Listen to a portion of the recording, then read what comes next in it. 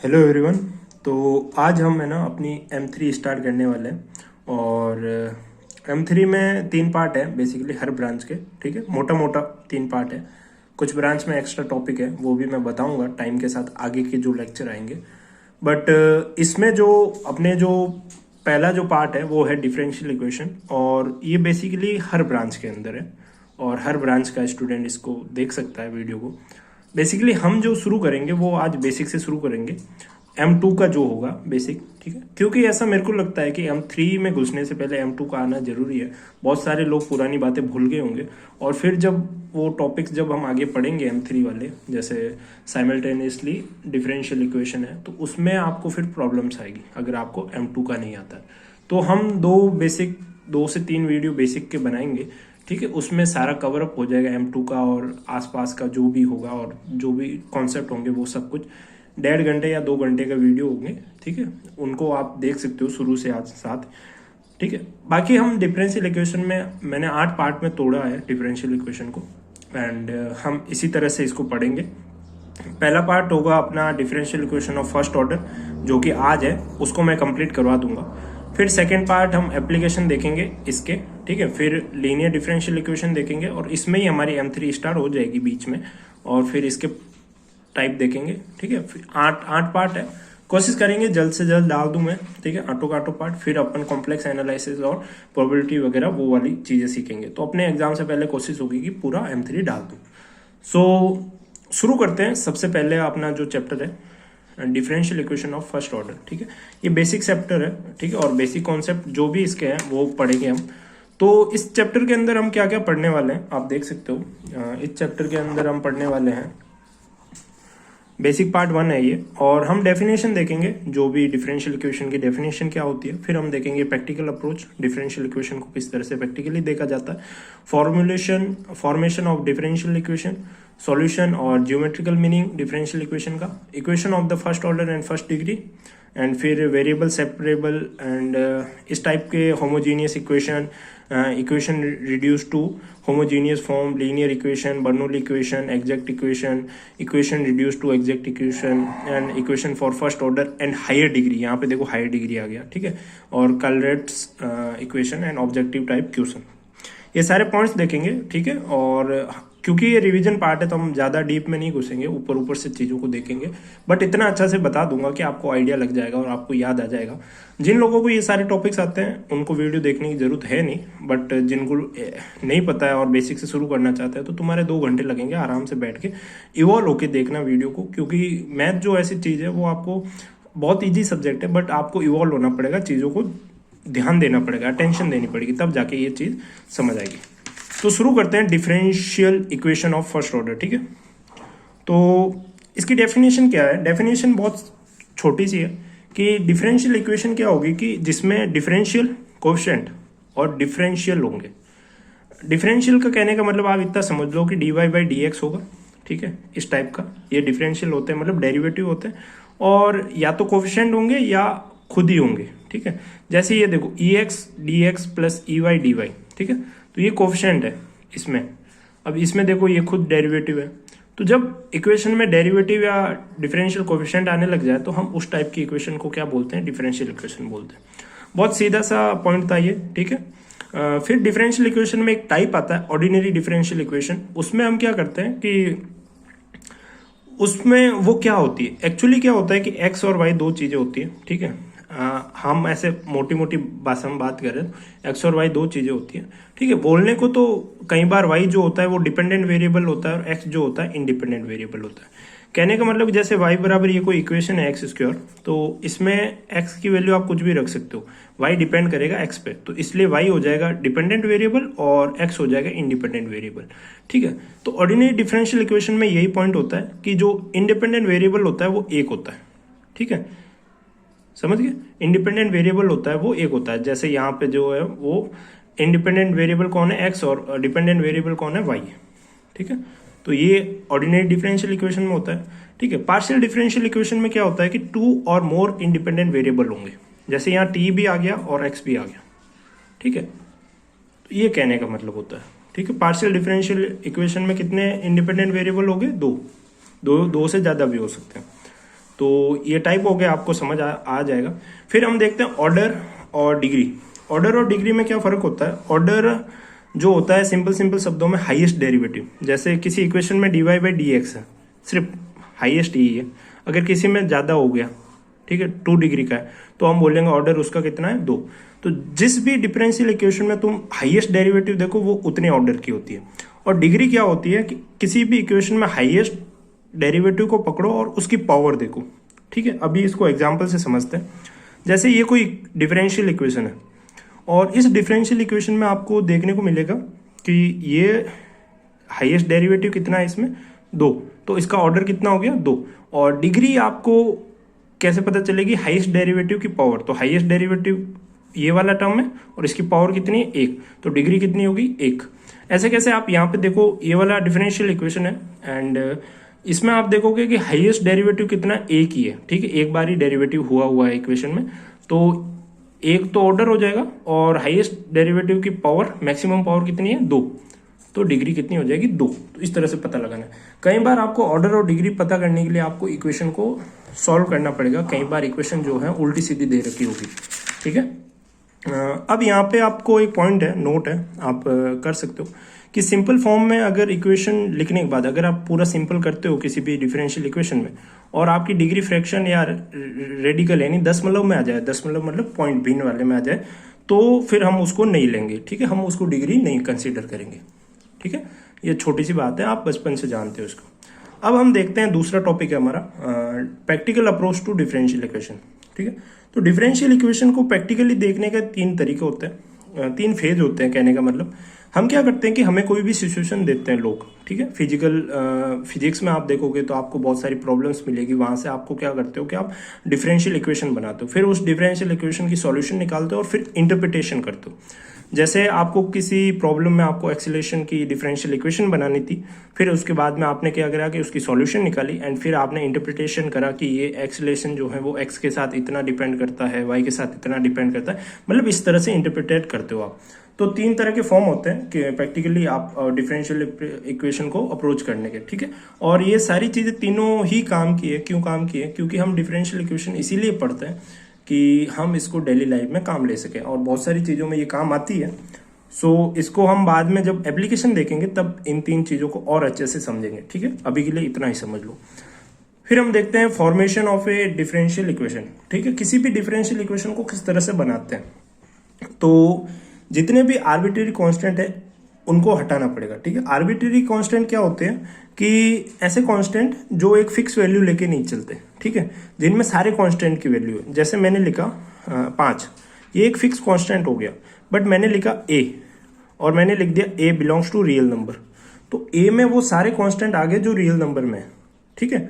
तो इस तरह से a जो मेरा हो जाएगा वो हो जाएगा आर्बिट्रेरी कांस्टेंट, ठीक है। तो अब कोई भी हमें इक्वेशन दे दे ऐसी, ठीक है, इस फॉर्म में, और हमें बोले कि इससे आप डिफरेंशियल इक्वेशन बनाओ, ठीक है।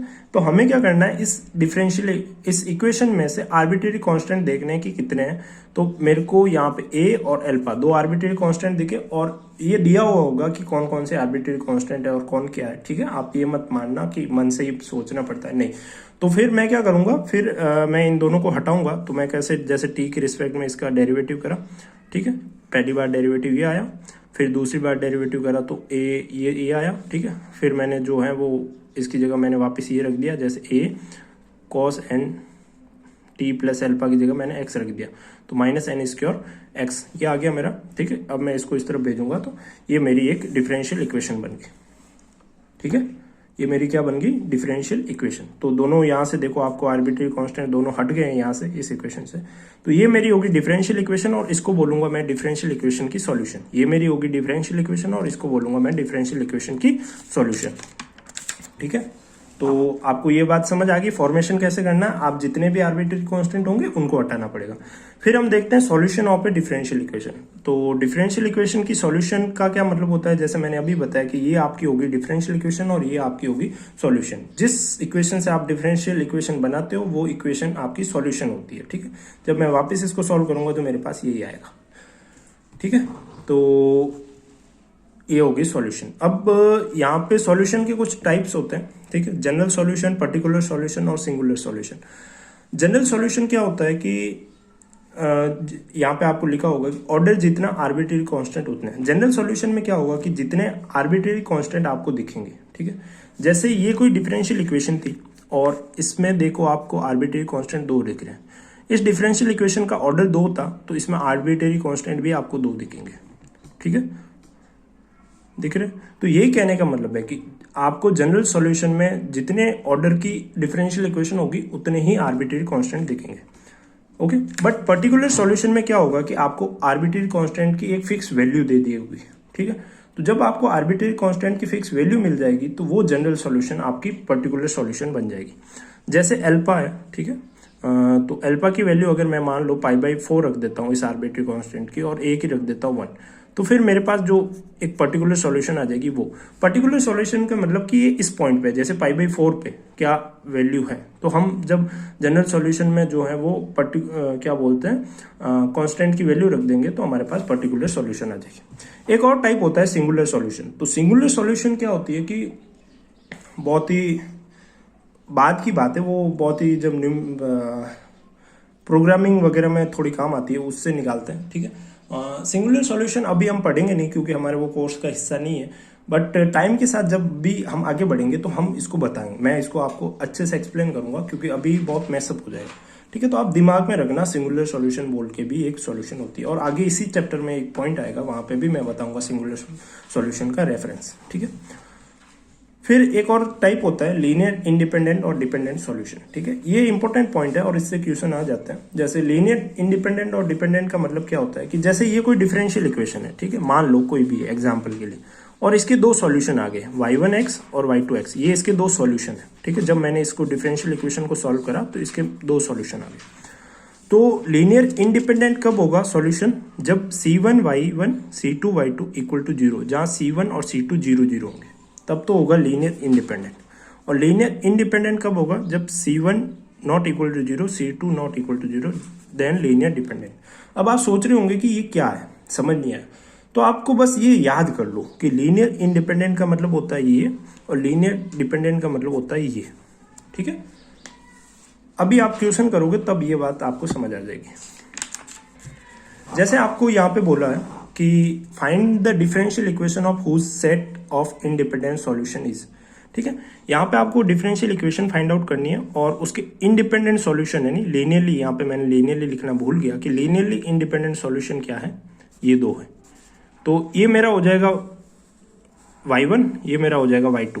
तो फिर मैंने आपको अभी अभी बताया यहाँ पे कि जब लीनियरली इंडिपेंडेंट होता है तो केस ये बनता है c1y1 plus c2y2 equal to 0, ठीक है। तो अगर ये केस बनता है तो मैं इस केस में यहाँ पे रखूंगा, ठीक है। रखने के बाद मैं क्या करूंगा कि अब मेरे को डिफरेंशियल इक्वेशन निकालने का बोला है ना, तो फिर यहाँ पे देखो c1 और c2 क्या आर्बिट्रेरी कांस्टेंट है जो मैंने मन से माने। अब मैं इन दोनों को डिफरेंशिएट करूंगा, ठीक है, इस पूरी इक्वेशन को, और c1 और c2 को हटा दूंगा। तो मैंने क्या करा, मैंने डिफरेंशिएट करा इसको और मेरे पास ये आया। देखो आप इसको डिफरेंशिएट करना आता होगा, ex का ex आ जाएगा, इसका x डॉट ex लग जाएगा, ठीक है। तो ये मेरा हो गया dy बाई dx और ये y। तो मैं 1 में से 2 घटाऊंगा तो फिर मेरे पास क्या बचेगा, c2ex। जैसे 1 में से 2 घटाऊंगा तो ये वाला टर्म इससे कट जाएगा और ये वाला टर्म इससे कट जाएगा, फिर मेरे पास ये वाला टर्म बचेगा पीछे। अब ये वाला टर्म बचा। अब देखो, अब मैं क्या करूंगा, वापस से इसको डिफरेंशिएट करूंगा क्योंकि मेरे को c1 और c2 हटाने हैं। ये सब क्यों कर रहा हूँ, क्योंकि मेरे को c1 और c2 हटाने थे। तो जब मैंने इसको डिफरेंशिएट करा, ठीक है, तो वापस से जब मैंने इसको डिफरेंशिएट करा तो ये मेरी इक्वेशन नंबर 3 थी, ठीक है। इसको डिफरेंशिएट करा तो यहाँ से मेरा ये चला गया, ठीक है। और जैसे इसको डिफरेंशिएट करूंगा तो कितना आ जाएगा, ये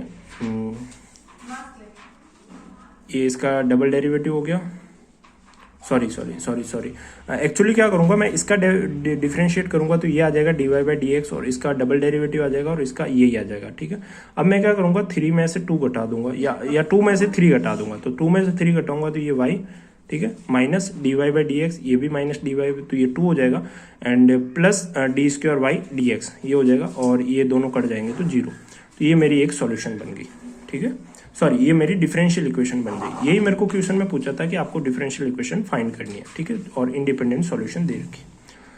अब हम आते हैं geometrical meaning of A differential equation. Geometrical meaning of A differential equation क्या होता है कि जैसे कोई ये डिफरेंशियल इक्वेशन है, इसका क्या मतलब हुआ कि ये D Y by D X को हम बचपन से पढ़ते आ रहे हैं कि इसको हम स्लोप बोलते हैं, ठीक है। तो वाई बराबर स्लोप, तो ये ऐसे फैमिली कर्व बनेगी, सारे स्लोप्स की क्या बनेगी, एक फैमिली का सारे जितने भी स्लोप होगी D Y by D X equal to Y, ठीक है, उन स्लोप्स का एक कर्व बनेगा, ठीक है, सभी जगह। तो उस कर्व को ही हम जो है वो क्या कहते हैं कि ये डिफरेंशियल इक्वेशन का ज्योमेट्रिकल मीनिंग है। कहने का मतलब ये हुआ कि स्लोप्स की फैमिली बताएगी, क्या बताएगी, स्लोप्स की फैमिली बताएगी डिफरेंशियल इक्वेशन। बट ये ध्यान रखना कि यहाँ पे एक ऑर्डर और एक डिग्री तक ही हम ऐसे डिस्क्राइब कर सकते हैं। जब जब जैसे जैसे ऑर्डर हाई होगा तो हम उसका जियोमेट्रिकल मीनिंग इजीली नहीं बता सकते, ठीक है। चलो, ये मैंने यहाँ पे नोट लिख दिया है कि simple geometrical interpretation of the solution of a second और higher order differential equation is not available, ठीक है। अभी यहाँ पे आपको अगर कुछ प्रॉब्लम्स करनी है जो भी हमें पढ़ा, तो प्रॉब्लम 11.1 करके एक एक्सरसाइज मिल जाएगी आपको, बुक्स का नाम है BS ग्रेवाल। मैं बताना भूल गया कि हम जो बुक्स फॉलो करेंगे वो BS ग्रेवाल फॉलो करेंगे, क्योंकि हमारे कॉलेज की मोस्ट ऑफ द प्रॉब्लम्स उसी से उठाई गई है और इस बुक में ज़्यादा ही लिखा है, कम नहीं है, तो हम समझने के लिए इसको फॉलो कर सकते हैं, ठीक है। बाकी आप कोई भी बुक ले सकते हो और टॉपिक देख के आप मिला सकते हो। फिर हम बात करते हैं equation of the first order and first degree, ठीक है। मैंने ऑर्डर और डिग्री के बारे में आपको बताया था कि ऑर्डर क्या होता है कि हाईएस्ट डेरिवेटिव और डिग्री क्या होती है, हाईएस्ट डेरिवेटिव की पावर। तो हम इन्हीं के बारे में बात करेंगे। तो हम जो भी इक्वेशन के साथ अब डील करेंगे वो फर्स्ट ऑर्डर की होगी और फर्स्ट डिग्री की होगी, ठीक है। और इनको सॉल्व कैसे करते हैं हम मेनली उनके बारे में देखेंगे, ठीक है। इन डिफरेंशियल इक्वेशन को सॉल्व करने के तरीकों के बारे में देखेंगे, ठीक है। तो सबसे पहला तरीका है वो है वेरिएबल आर सेपरेबल, ठीक है। तो वेरिएबल को सेपरेट करके हम सॉल्व करना सीखेंगे। कहने का मतलब इसमें क्या होता है कि आपको एक्स को एक्स के साथ भेजना है, वाई को वाई के साथ भेजना है। इक्वेशन से समझते हैं, जैसे कोई डिफरेंशियल इक्वेशन ये दे रखी है, ठीक है। तो मैं क्या करूंगा कि मेरे को ये इजीली दिख रहा है साथ साथ में ये और ये, तो मैं क्या करूंगा वाई वाई वाली टर्म को इसके साथ भेज दूंगा और एक्स एक्स वाली टर्म को इसके साथ भेज दूंगा, ठीक है। तो इससे मेरे को क्या होगा, फिर मैं डी वाई को अंदर मल्टीप्लाई कर लूंगा, ठीक है। और फिर अब इसको सॉल्व करना है, तो किसी भी डेरिवेटिव को सॉल्व करने के लिए मैं इंटीग्रेशन करता हूँ। आप 12th से सीखते आ रहे हो, तो क्या करूंगा मैं इंटीग्रेशन कर दूंगा बोथ साइड, और उससे मेरे को क्या होगा कि इंटीग्रेशन के जो भी फॉर्मूले होते हैं मैं वो लगा के यहाँ पे सॉल्यूशन निकालूँ, ठीक है। अब देखो यहाँ पे रिवीजन हो रहा है, तो मैं ये नहीं बताऊंगा कि कौन सा फॉर्मूला क्या लगा वगैरह, ये आपको बेसिक चीजें आनी चाहिए, ठीक है। अब मैं यहाँ पे कॉन्सेप्ट बता रहा हूँ कि आपको एक बार याद आ जाए, ठीक है। बाकी आप डीप में पढ़ना चाहते हैं तो मेरे लेक्चर देख सकते हो M2 पे जो वो बना रखे हैं, ठीक है। BS ग्रेवाल की 11.2 एक्सरसाइज आप मिलाना चाहो तो, अगर आपको ये वाली मेथड अच्छी करनी है तो, ठीक है, उस बुक से। तो इस तरह से आपको सॉल्व करना होगा, एक्स को एक्स के साथ भेजना है, वाई को वाई के साथ भेजना है, ठीक है। फिर दूसरी मेथड है होमोजीनियस इक्वेशन, ठीक है। एक्सरसाइज आप देख लेना वहाँ पे। होमोजीनियस इक्वेशन क्या होती है कि जैसे आपने फंक्शन, कोई फंक्शन है एक्स और वाई में और कोई दूसरा फंक्शन है एक्स और वाई में, तो इन दोनों को आपने एक दूसरे के ऊपर नीचे रखा, मतलब भिन्न में रखा, ठीक है। भिन्न मतलब क्या होता है, आप रेशनल में रखा, ठीक है, दोनों को डिवाइड करा, ऐसा बोल सकते हो। तो ऊपर वाले में जितनी एक्स और वाई की डिग्री है, नीचे वाले में जितनी एक्स और वाई की डिग्री है वो इक्वल होनी चाहिए, ठीक है। अभी समझाते हैं आपको इसको, ठीक है। तो अगर होमोजीनियस इक्वेशन आएगी तो फिर आप कैसे सॉल्व करोगे, आप सॉल्व करोगे y बराबर आप रखोगे vx, ठीक है, और vx रख के फिर आप dy बाई dx की जगह आप ये वाली टर्म रखोगे, ठीक है। इस तरह से आपका सॉल्व हो जाएगा। कई बार आपको x की जगह रखना पड़ेगा, तो उस दौरान आपको dx बाई dy करना पड़ेगा, और उस दौरान आपको वो वाली चीज रखनी पड़ेगी, ठीक है। जो dx बाई dy करने पे आपको जो यहाँ पे मिलता है वो वाली चीज वहां पे रखनी पड़ेगी, ठीक है। अभी क्वेश्चन से समझते हैं, आप समझ जाओगे। जैसे कोई प्रॉब्लम दे रखी है कि X square minus Y square D X minus X Y D Y, ठीक है। अब मैंने थोड़ा सा इसको सिंप्लीफाई करा तो ये डी एक्स इस तरफ नीचे आ गया और ये आ गया। अब आप देखोगे कि ऊपर भी जो डिग्री है एक्स की 2 है, यहाँ पे भी 2 है, और नीचे भी 1 वाई की 1 एक्स की तो 2। तो ये एक ऐसी इक्वेशन है, होमोजीनियस इक्वेशन है। मैंने यहाँ पे आपको बताया था कि जब आप इन दोनों को भिन्न में रखोगे तो दोनों की जो डिग्री है वो सेम आनी चाहिए, ठीक है। तब वो इक्वेशन कैसी होगी, होमोजीनियस इक्वेशन होगी। तो होमोजीनियस इक्वेशन है, फिर मैंने डिवाइड करा यहाँ पे इसको, इस पूरे एक्स वाई को डिवाइड करा ऊपर वाले में, तो फिर मेरे पास मिला x अपॉन वाई और y अपॉन एक्स और dy बाई डी एक्स। अब मैंने जैसे ही ऊपर बताया था कि आपको जो है वो y बराबर वी एक्स रखना पड़ेगा, तो जहाँ जहाँ आपको y दिख रहा है वहाँ आप जो है वी एक्स रख सकते हो। ठीक है, जैसे मैं यहाँ वी एक्स रखूंगा तो x x कट जाएगा तो मेरे पास 1/v रहेगा। यहाँ पे वी एक्स रखूंगा तो ऊपर से नीचे वाला x कट जाएगा तो v रहेगा। ठीक है, और dy बाई डी एक्स की जगह मैंने बताया था कि आपको ये रखना है। फिर आपको जब पूरा इसको v को उस तरफ लेके जाओगे, x को इस तरफ लेके जाओगे और आप इसको सॉल्व करोगे तो आपके पास ये वाली टर्म बनेगी। एंड फिर आपको क्या करना है, वही वाली वेरिएबल सेपरेशन लगानी है कि आपको x वाली टर्म को x के साथ और v वाली टर्म को v के साथ भेज के आपको इंटीग्रेशन करना है। इंटीग्रेशन करोगे तो फिर आपको ये वाला सॉल्यूशन मिल जाएगा। ठीक है, ये सॉल्यूशन आपको मिल गया। ठीक है, और फिर जहाँ पे आपको वापस v वगैरह है तो वहाँ पे आपको जो v की जगह आप वापस y बाई एक्स रख लोगे। ठीक है, तो इस तरह से आप होमोजीनियस इक्वेशन की सॉल्यूशन करोगे। फिर हम देखते हैं होमोजीनियस इक्वेशन टू रिड्यूस। ठीक है, कई बार क्या होता है कि हमें होमोजीनियस इक्वेशन तो दिख जाती है बट हम इजीली जो है वो सॉल्व नहीं कर सकते। इजीली जो है y की जगह वी एक्स रखने पे हमारी टर्म्स नहीं बनती है। ठीक है, तो हम क्या करेंगे, कुछ केस देखेंगे। सबसे पहले तो एक केस आता है ए डैश बी डैश। अगर कोई इक्वेशन इस फॉर्म में है ए डैश यानी x का a और नीचे वाले x का a डैश, y का b और नीचे वाले y का b डैश।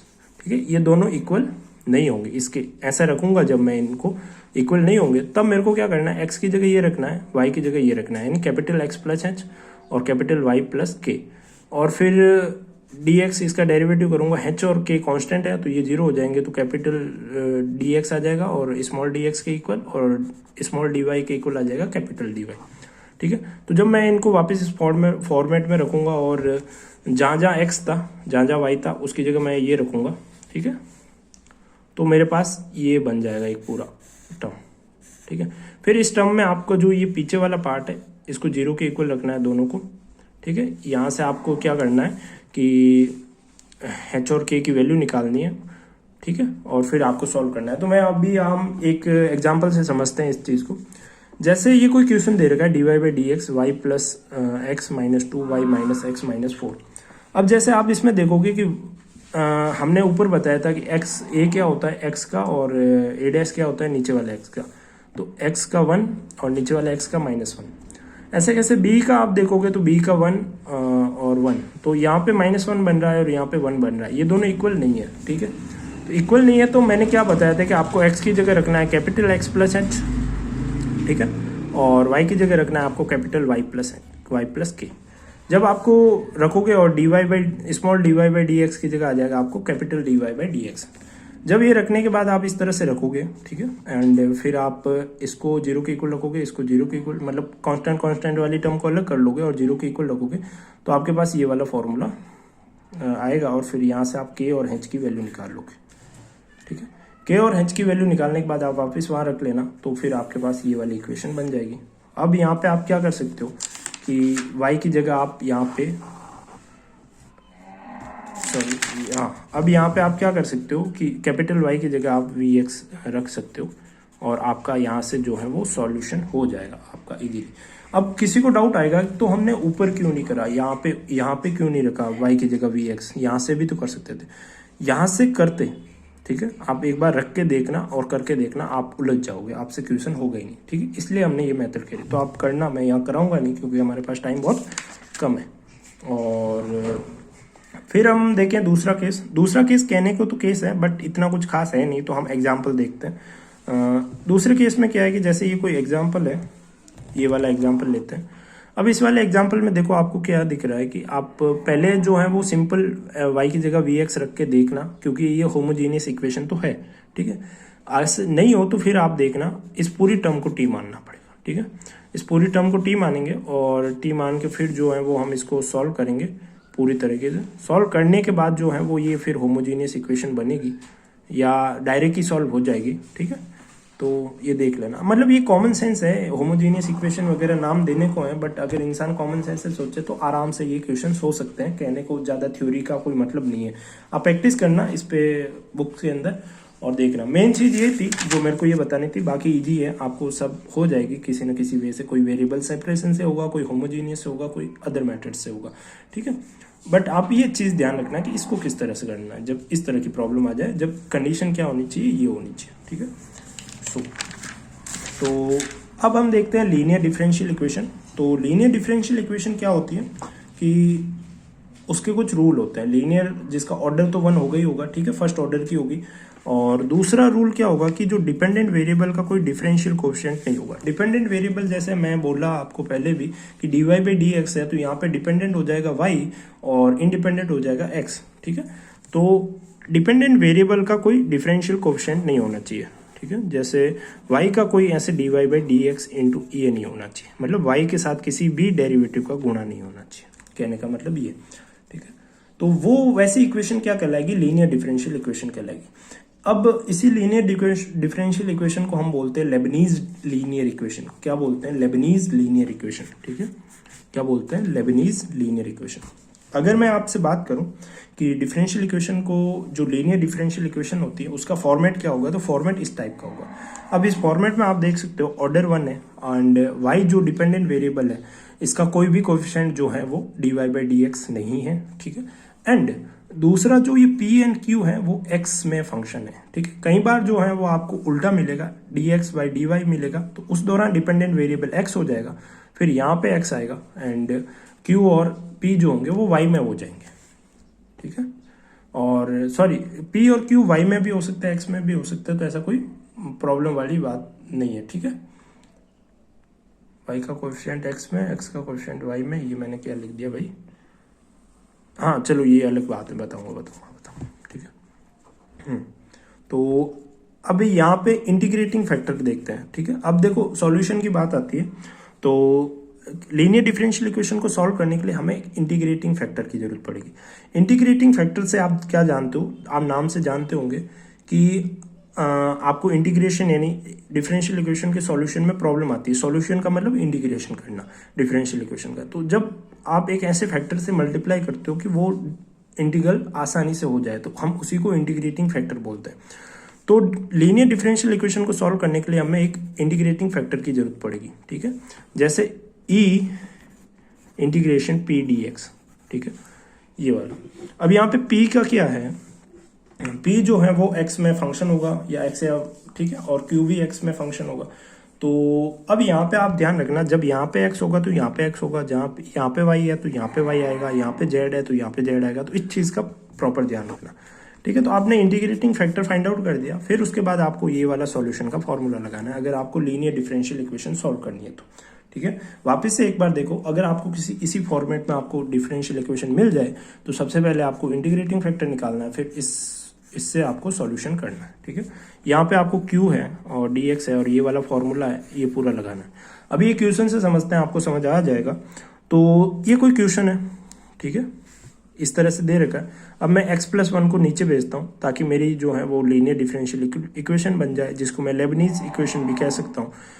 तो ये देखो, ये मेरा बन गया p 1/x+1 + x, ये मेरा क्या बन गया -1/x+1, ये मेरा बन गया p।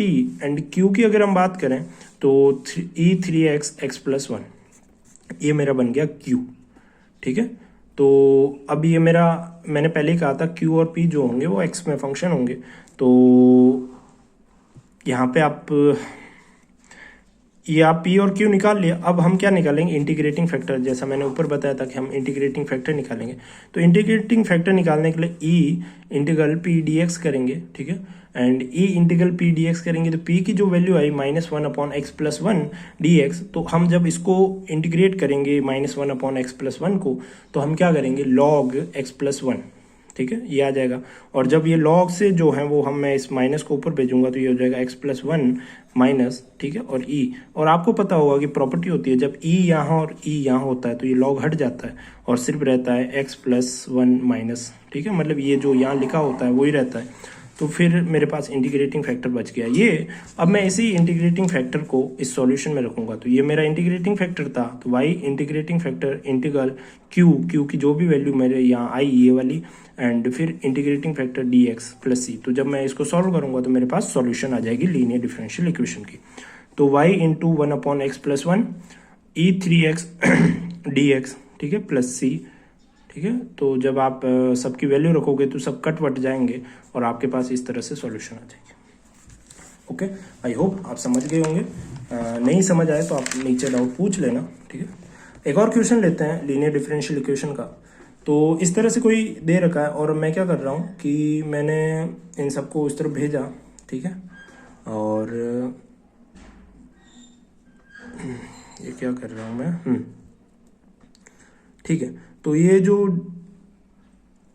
देखो ये उल्टा लिखा था, dx/dy लिखा था, तो मैंने इसको इस तरफ भेजा और इसको ऊपर कर लिया, ठीक है, उल्टा कर लिया। अब यहाँ पे मेरे पास ये बचा, ठीक है। अब मैं y वाली टर्म को इस तरफ लेकर आ जाऊंगा और इस तरफ ये लेकर आ जाऊंगा, तो ये मेरे पास क्या बन गई, लीनियर डिफरेंशियल इक्वेशन बन गई। और अब जो p जो होगा वो 1/ ये आ जाएगा एंड q ये आ जाएगा।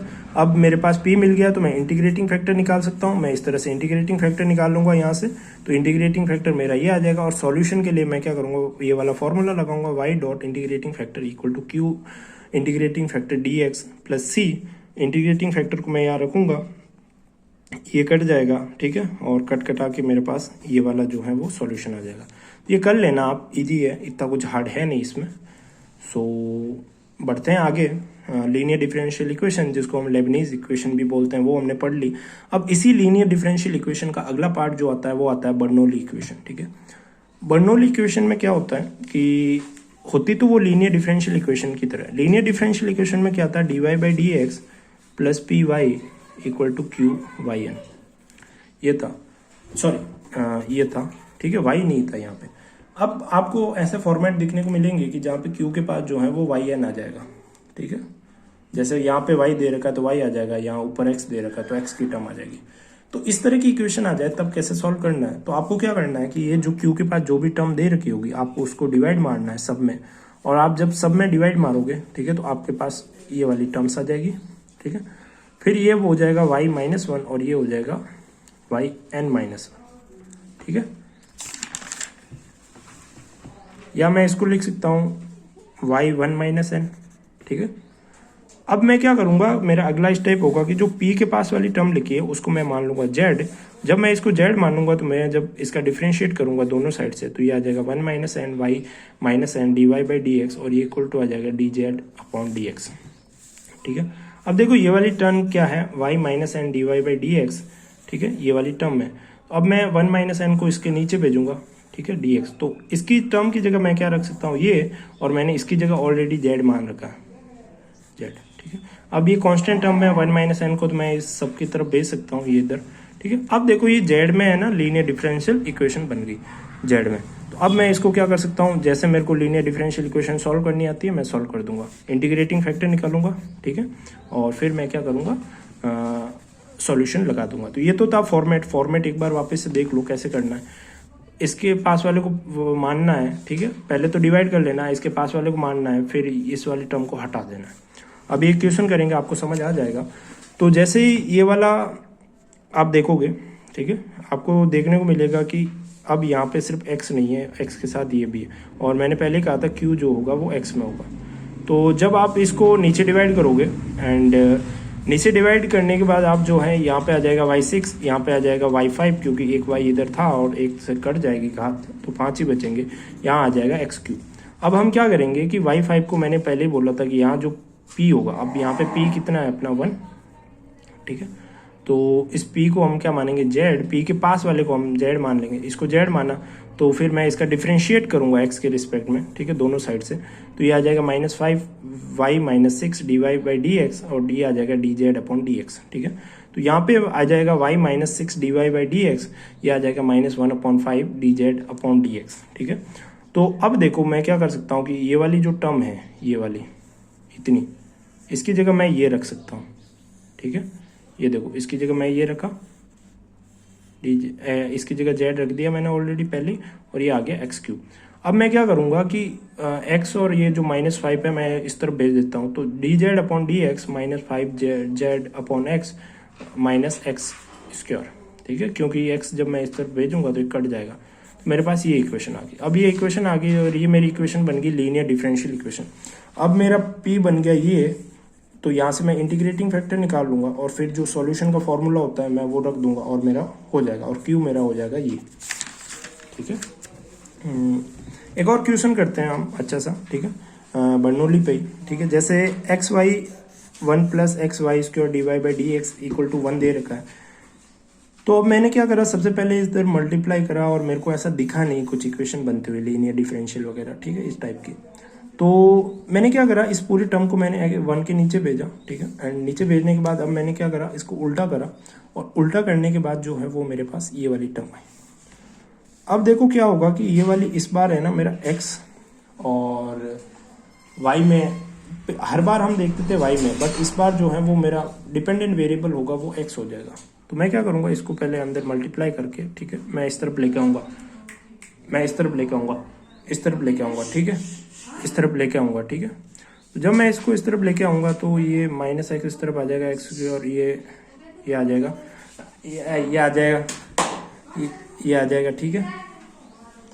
तो अब हम क्या करेंगे, जो y³ होगा उसको नीचे, सॉरी y³ नहीं, x² को डिवाइड करेंगे, क्योंकि इस बार जो है वो x में डिपेंडेंट वेरिएबल है, और x में डिपेंडेंट वेरिएबल है, तो हम क्या करेंगे कि जो x² वाली घात है उसको नीचे लेके आएंगे। पिछली बार क्या होगा कि y में जो डिपेंडेंट वेरिएबल था हम उसको नीचे लेके आ रहे थे, ठीक है, क्योंकि यहाँ पे q के पास वाला जो टर्म बैठता था वो y में बैठता था, क्योंकि हमारा डिपेंडेंट वेरिएबल y था, और इस बार जो डिपेंडेंट वेरिएबल है वो है x, और हम इस बार जो है वो डिवाइड भी करेंगे, किससे डिवाइड करेंगे, x से ही डिवाइड करेंगे। तो मैं डिवाइड करूँगा यहाँ पे, और डिवाइड करने के बाद जो है वो मेरी इक्वेशन बन जाएगी, वही मैं z मानूंगा y के पास वाले को, फिर डेरिवेटिव करूँगा, एंड फिर मेरे पास लीनियर, वो सबको रिप्लेस करके वो मेरे पास लीनियर डिफरेंशियल इक्वेशन बन जाएगी z में, और फिर मैं इसको सॉल्व कर दूंगा। आप ये ध्यान रखना कि z को जब आप वापस से जब सॉल्यूशन लिखो तो z में जो आपने माना था वो लिख लेना, ठीक है। ये क्वेश्चन कराने का पॉइंट ये था कि आपको जो है वो उल्टा भी कर सकते हो, ठीक है, क्या कर सकते हो आप, उल्टा भी करके कर सकते हो। कई बार आपको हमेशा जरूरी नहीं है कि y में ही क्वेश्चन मिलेगा, ठीक है। आप वापस से एक बार इसको सॉल्व करना, ठीक है, इस तरह से आप सॉल्व कर सकते हो, ये सब कुछ लिखा हुआ है। एंड अब जो हमारा अगला जो पार्ट है वो है एग्जैक्ट डिफरेंशियल इक्वेशन। ये यहाँ से जो है वो मेन चीज़ें स्टार्ट होती है, ठीक है। तो एग्जैक्ट डिफरेंशियल इक्वेशन क्या होती है कि जिसका एग्जैक्ट तरीके से हम डिफरेंट सॉल्यूशन निकाल सकें, ठीक है। तो एग्जैक्ट डिफरेंशियल इक्वेशन का दिखने में कैसी होगी, ठीक है। तो दिखने में एग्जैक्ट डिफरेंशियल इक्वेशन इस तरह से होगी, मतलब इसका फॉर्मेट ये होगा। तो इसका क्या मतलब हुआ कि m जो है वो m की जो टर्म होगी वो x और y में होगी, n की टर्म जो होगी वो x और y में होगी, ठीक है। ये कहने का क्या मतलब हुआ कि m जो हमारा फंक्शन होगा वो x y में होगा, और n का जो फंक्शन होगा वो हमारा x और y में होगा। अभी हम क्वेश्चन करेंगे, समझ जाओगे। m जो होगा वो x के पास, dx के पास बैठने वाला होगा, एंड n जो होगा वो dy के पास बैठने वाला होगा। अब यहाँ पे हम कंडीशन देखेंगे, क्या देखेंगे, कंडीशन। तो पहला तो कंडीशन ये है कि इस तरह से दिखनी चाहिए। दूसरी कंडीशन ये है कि आप अगर इस तरह से इसको क्या करते हो, कंडीशन मतलब इसको आप सेटिस्फाई करते हो इस फॉर्मूले को, ठीक है। ये फॉर्मूला कुछ नहीं है, ये फॉर्मूला है कि जो आपके पास ये m है उसका y के साथ पार्शियल डेरिवेटिव कर लो, एंड जो यहाँ पे आपका n है उसका इसके साथ पार्शियल डेरिवेटिव कर दो, और अगर ये दोनों इक्वल आते हैं देन हम कहेंगे कि वो एग्जैक्ट डिफरेंशियल इक्वेशन है, ठीक है। एक तरह से आपको पता चल जाए कि ये एग्जैक्ट डिफरेंशियल इक्वेशन है ऊपर देख के, फिर आपको ये वाला फॉर्मूला लगाना है, और फॉर्मूला आप देख के कि इंटीग्रेशन m dx सॉल्यूशन के लिए फिर आपको ये वाला फॉर्मूला लगाना है। Integration m dx y constant, ठीक है, term of n not containing x dy equal to c। हमें क्या करना है कि y का m का इंटीग्रेशन करना है। अगर हमें पता चल गया कि ये एग्जैक्ट डिफरेंशियल इक्वेशन है, y यहाँ पे क्या रहेगा, कांस्टेंट रहेगा, ठीक है, क्योंकि m का जो फंक्शन होगा वो x और y में होगा, और जब हम यहाँ पे m पुट आउट करेंगे तो वहाँ पे जो m में जो जो y की टर्म होगी हम उसको कांस्टेंट की तरह लेके चलेंगे, जैसे 5 2 1, उसी तरह से जैसे हम इंटीग्रेशन में लेके चलते हैं 5 2 1 को, हम उसी तरह y की टर्म को लेके चलेंगे। और यहाँ पे हमें वो रखना है जो n का ये वाला होगा ना, इसमें जो x की टर्म को हटा देना है और y वाली टर्म को यहाँ रखना है, तो हमें सॉल्यूशन मिल जाएगा। ये एक स्टैंडर्ड फॉर्मूला है, ठीक है। क्वेश्चन करते हैं, आपको समझ आ जाएगा। तो क्वेश्चन है y square e x y square plus 4x cube d x, ठीक है, 2x वाई ई एक्स की power y x y square minus 3y square d y. मैंने पहले ही कहा था कि दिखने में कुछ ऐसा होगा, दिख रहा है आपको डी एक्स डी वाई, ठीक है, वगैरह वगैरह इक्वल टू 0 दिख रहा है, दिख गया आपको। ये पता लगाना ये हो गया m, यानी m हमने पहले कहा था कि m जो फंक्शन होगा वो x और y में होगा। तो यहाँ पे देखो x और y है, वैसे n का भी बोला था कि x और y में ये फंक्शन होगा, ठीक है। तो सबसे पहले हमने आइडेंटिफाई कर लिया कि ये दिख रहा है कि नहीं दिख रहा, ठीक है। फिर हम क्या करेंगे कि कंडीशन लगाएंगे। कंडीशन के लिए मैंने क्या बोला था कि हम पार्शियल डेरिवेटिव करेंगे m का y के रिस्पेक्ट में और पार्शियल डेरिवेटिव करेंगे n का x के रिस्पेक्ट में। अब पार्शियल डेरिवेटिव जिनको नहीं आता मैं बता देता हूँ कि जब आप पार्शियल डेरिवेटिव y के साथ करेंगे तो आप x को कांस्टेंट मानना है, और जब आप पार्शियल डेरिवेटिव n का x के साथ करेंगे तो उस दौरान आपको y को कांस्टेंट मानना है, और जब आप पार्शियल डेरिवेटिव m का करेंगे y के साथ तो आपको x को कांस्टेंट मानना है, ठीक है। मतलब जिसके रिस्पेक्ट में कर रहे हैं आपको उसको,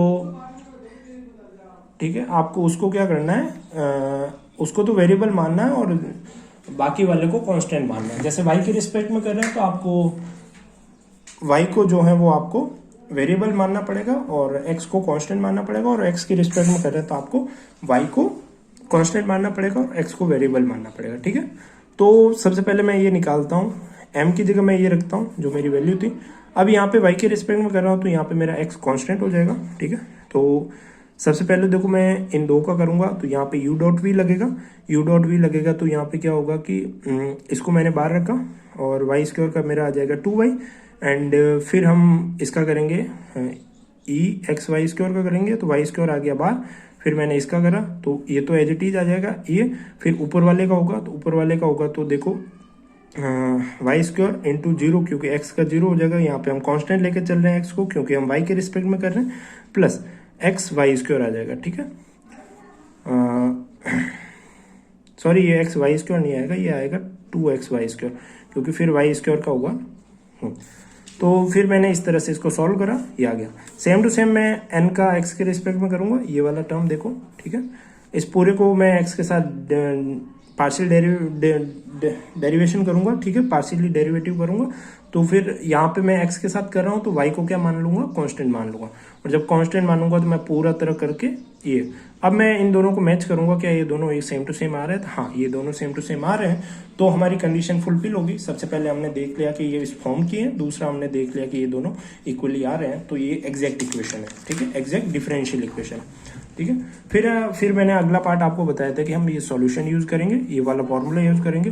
तो हमारा फॉर्मूला क्या था, इंटीग्रेशन m dx, y को यहाँ पे कांस्टेंट लिखा था मैंने, और term of n not containing x dy equal to c।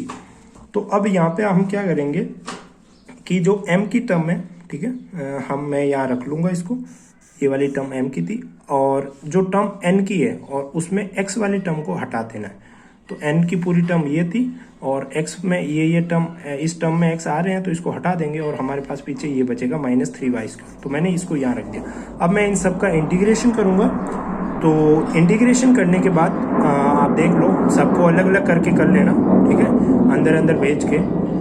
ये देखो -3y स्क्वायर हो गया, इसको मैंने इसका एंड इसको यहाँ। अब देखो y कांस्टेंट है तो मैं y को बाहर भेज सकता हूँ इंटीग्रेशन से, जैसे अगर यहाँ पे 5 होता तो मैं 5 को बाहर भेजता, वैसे वैसे, ठीक है। फिर मैं इसका इंटीग्रेशन करूंगा, ठीक है, फिर मैं इसका करूंगा, फिर मैं इसका करूंगा। इसका देखो ex वाई स्क्वायर होगा क्योंकि यहाँ पे y जो है वो कांस्टेंट है, तो और फिर वाई स्क्वायर नीचे आ जाएगा, क्योंकि अगर यहाँ 5 होता और e की पावर 5x होता तो उसका क्या होता, इंटीग्रेशन e की पावर 5x अपॉन 5, ठीक है। तो नीचे आ जाएगा, ये कट जाएगा, यहाँ पे देखो x 4/4 होगा तो 4 से 4 कट जाएगा, और -3/3 होगा तो कट जाएगा, और आपके पास ये सॉल्यूशन आ जाएगी, ठीक है। एक बार वापस से बता देता हूँ आपको, एग्जैक्ट डिफरेंशियल इक्वेशन की सॉल्यूशन करने के लिए आपको सबसे पहले आपको डेफिनेशन देखनी है, एंड फिर आपको कंडीशन देखनी है, एंड फिर आपको सॉल्यूशन देखनी है, ठीक है। इस तरह से आपका हो जाएगा। आपको सॉल्यूशन के लिए ये वाला फॉर्मूला लगाना। ओके, चलो अब हम बात करते हैं equation reducible to the exact differential equation. अब क्या होगा कि आप एग्जैक्ट डिफरेंशियल इक्वेशन जैसा आपको टर्म्स तो दिखेगी, यानी M X M D X plus N D Y ऐसा आपको दिखेगा, बट आपको है ना वो सॉल्व नहीं होगा, मतलब ये वाला यहाँ पे आपको इक्वल टू नहीं आएगा। तो इसको इक्वल टू लाने के लिए हम है ना कुछ मेथड देखेंगे। तो पहली मेथड हम देखेंगे, वो देखेंगे इन्फेक्शन मेथड, ठीक है, जिसको हम इंटीग्रेटिंग फैक्टर फाइंड आउट करेंगे इन्फेक्शन से, ठीक है, किससे, इन्फेक्शन से। फिर हम फाइंड आउट करेंगे होमोजेनियस इक्वेशन से, एक मेथड होगी। फिर हम ऐसा कोई फॉर्मेट आएगा तो वो वाला फॉर्मेट देखेंगे, फिर इस टाइप का फॉर्मेट देखेंगे और फिर इस टाइप का फॉर्मेट देखेंगे, ठीक है। तो सबसे पहले यहाँ पे ये पॉइंट मैंने इसलिए लिखे क्योंकि हम सबसे पहले कोई भी क्वेश्चन देखेंगे तो हम चेक करेंगे कि वो एग्जैक्ट है या नहीं है, तो उसकी डेफिनेशन देखेंगे एंड फिर ये कंडीशन लगाएंगे। अगर ये कंडीशन फुलफिल नहीं होती है तो फिर हम ये वाली मेथड अप्लाई करेंगे, ठीक है। और अगर ये हो जाती है तो अच्छा है, इससे सॉल्व कर देंगे। अगर ये भी नहीं होती तो इसको क्रॉस करके फिर हम अगली वाली मेथड देखेंगे। अगर इस मेथड से भी नहीं होता तो फिर हम इसको क्रॉस करके हम अगली वाली मेथड देखेंगे, एंड फिर इससे भी नहीं होता है तो फिर हम अगली वाली मेथड इससे देखेंगे। इससे भी नहीं होता है तो फिर हम इस वाली मेथड से देखेंगे, ठीक है। तो ये हमारा प्रोसेस रहेगा हर क्वेश्चन को सॉल्व करने का, एग्जैक्ट डिफरेंशियल इक्वेशन के क्वेश्चन को सॉल्व करने का। एंड आप पर्सनली मिलाना चाहते हो, प्रैक्टिस करना चाहते हो तो 11.8 आप BAS ग्रेवाल बुक की कंसिडर कर सकते हो। सो यहाँ पे हम बात करें सबसे पहले इंस्पेक्शन मेथड। इंस्पेक्शन का मतलब क्या होता है, देख रेख करना, ठीक है, जैसे इधर उधर ताक झाक करना और ताक झाक करके आपको सॉल्यूशन निकालना। जैसे ये कोई क्वेश्चन है, ठीक है, एंड आप जब यहाँ पे क्या करोगे, आपको दिख गया कि एग्जैक्ट जैसा दिख रहा है बट इस फॉर्म का दिख रहा है, बट फिर आप क्या करोगे, dm upon dy, sorry partial derivative m का y के रिस्पेक्ट में एंड पार्शियल डेरिवेटिव m का x के रिस्पेक्ट में करोगे तो आपको ये इक्वल नहीं आएगा। क्यों इक्वल नहीं आएगा, आप देख लो, x का y के साथ करोगे 0 और इसको 0, ठीक है। अब कुछ लोग बोलेंगे कि इक्वल आ रहा है ना, हो रहा है ना, ठीक है, बट यहाँ पे मैं आपको सिखाना चाहता हूँ इंस्पेक्शन, ठीक है। तो इससे हो जाएगा, आप कर सकते हो, बट हम इंस्पेक्शन का मतलब समझेंगे यहाँ पे, इसलिए हम आगे करेंगे। तो इंस्पेक्शन का मतलब क्या है कि अब अगर मैं यहाँ ध्यान से देखूँ तो ये y डॉट डी का डेरिवेटिव है, ठीक है, ये y डॉट x का डेरिवेटिव है, ठीक है। जब मैं y डॉट x के डेरिवेटिव को ओपन करूंगा तो मेरे पास यही वाली टर्म मिलेगी, तो मैं इसी टर्म को वापस ये लिख सकता हूँ। और फिर सॉल्यूशन का मतलब क्या होता है किसी भी डेरिवेटिव का, कि उसका आप इंटीग्रेशन कर लो। जब मैं इसका इंटीग्रेशन करूंगा तो अगर यहाँ पे देखो सीधा सा होता dx होता, ठीक है, और इसका इंटीग्रेशन करता तो मेरे पास x आता। तो यहाँ पे d के पीछे yx लिखा हो तो इसका इंटीग्रेशन करूंगा तो मेरे पास yx मिल जाएगा और प्लस c, तो ये मेरे को एक जनरल सॉल्यूशन मिल जाएगी। तो देखो इंस्पेक्शन से हम इजीली कर सकते हैं, हमें वो बड़ा वाला फॉर्मूला लगाने की जरूरत नहीं पड़ी, ठीक है। अब यहाँ पे कुछ फॉर्मूले बताता हूँ जो आपको इंस्पेक्शन में हेल्प करेंगे। अगर आपको कहीं ऐसे फॉर्मेट दिख जाए तो आप उसको ऐसे लिख सकते हो, ठीक है। आपको ये वाला फॉर्मेट दिख जाए तो आपको ये लिख सकते हो, ये वाला फॉर्मेट दिखे तो आप ये लिख सकते हो, एंड ये वाला फॉर्मेट दिखे तो आप ये लिख सकते हो। ये लिखने के बाद आप जब इसका सीधा इंटीग्रेशन करोगे तो यही वाली टर्म वापस आ जाएगी। जैसे इसका इंटीग्रेशन करोगे तो tan inverse y by x ऐसा आ जाएगा, तो आपका सॉल्यूशन इजीली हो जाएगा, ठीक है। तो ये ध्यान रखना। तो ये इंस्पेक्शन का मतलब समझाना था मेरे को, ठीक है। बाकी कुछ खास है नहीं, पुराने वाले मेथड से भी हो सकते हैं ये वाले क्वेश्चन, ठीक है। फिर हम समझेंगे होमोजीनियस इक्वेशन। तो अब सबसे पहले हम देखते हैं एग्जैक्ट की कंडीशन। अगर उससे नहीं होता तो फिर इंस्पेक्शन से नहीं होता तो फिर हम ये वाली मेथड देखेंगे। तो जो भी हमारा क्वेश्चन होगा, ठीक है, हम देखेंगे कि वो क्वेश्चन होमोजीनियस है या नहीं है, ठीक है। तो अगर होमोजीनियस इक्वेशन होगी तो वो फिर इस मेथड से हो जाएगी। तो सबसे पहले तो हमें ये देखना ही है, ठीक है। फिर हम देखेंगे होमोजीनियस इक्वेशन है या नहीं है। अगर होमोजीनियस इक्वेशन हो जाती है तो mx प्लस ny यानी 1 अपॉन mx प्लस ny जो है वो हमारा इंटीग्रेटिंग फैक्टर हो जाएगा।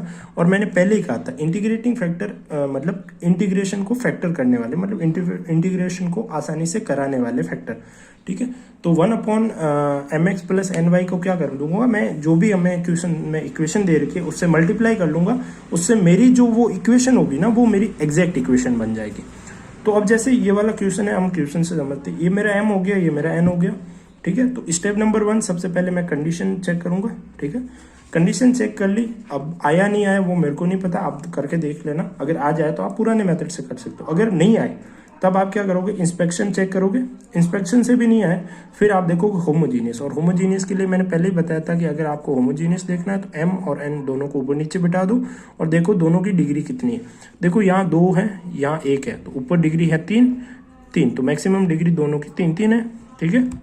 तो 3 तो सेम डिग्री का हो गया, तो ये वाली कैसी इक्वेशन है, होमोजीनियस इक्वेशन। हमेशा मैक्सिमम डिग्री को देखना है, ठीक है। और होमोजीनियस इक्वेशन पता चल गया आपको, तो होमोजीनियस इक्वेशन के लिए मैंने क्या बताया था, आपको फिर निकालना पड़ेगा इंटीग्रेटिंग फैक्टर।